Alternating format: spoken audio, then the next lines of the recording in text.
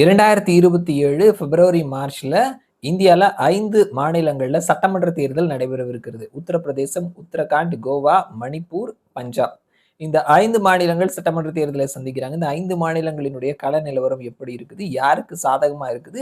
யார் வெற்றி பெறுவதற்கான வாய்ப்புகள் இருக்குது? அப்படின்னு சொல்லிட்டு நாம ஒவ்வொரு குறிப்பிட்ட காலத்திலயும், ஒவ்வொரு மாசத்துக்கு ஒரு முறை அப்படின்னு கூட சொல்லலாம். ஒவ்வொரு மாசத்திலயும் நிலவரம் எப்படி இருக்குது? அப்படின்றத கருத்து கணிப்பு முடிவுகள பார்த்துட்டு இருக்கிறோம். இந்த வீடியோல நாம உத்தரகாண்ட் மாநிலம் அதனுடைய நிலவரம் எப்படி இருக்குது? யாருக்கான வெற்றி வாய்ப்புகள் இருக்குது? அப்படின்றத தெரிஞ்சுக்க போறோம். காங்கிரஸ் அண்ட் பிஜேபி நேரடியா மோதக்கூடிய மாநிலங்கள்ல ஒன்று உத்தரகாண்ட். இந்த உத்தரகாண்ட்ல 2வது ஐந்தாண்டை பிஜேபி அரசாங்கம் நடத்திட்டு இருக்கிறாங்க. 2017ல இருந்து பாஜகவினுடைய அரசாங்கம் இருக்குது. புஷ்கர் சிங் தாமி மாநிலத்தினுடைய முதல்வரா இருக்கிறாரு. ஸோ இன்றைய தேதியில தேர்தல் நடந்தது அப்படின்னா, யாருக்கான வெற்றி வாய்ப்புகள் இருக்குது அப்படின்னு சொல்லிட்டு இன்சைட் ரேடார் கருத்து கணிப்பை எடுத்து வெளியிட்டு இருக்காங்க. 70 தொகுதிகளை உள்ளடக்கிய குட்டி மாநிலம் இது. 36+ இடங்களை பிடிப்பவர்கள் மெஜாரிட்டியோட ஆட்சி அமைப்பார்கள். யாருக்கான வெற்றி வாய்ப்புகள் இருக்குது அப்படின்றத தெரிஞ்சுக்கலாம். இன்சைட் ரேடாரினுடைய கணிப்புப்படி பார்க்கும் பொழுது பிஜேபி 42 இடங்களிலும், காங்கிரஸ் 25 இடங்களிலும், மற்றவர்கள் 3 இடங்களையும் வெற்றி பெறுவார்கள்னு சொல்லியிருக்கிறாங்க.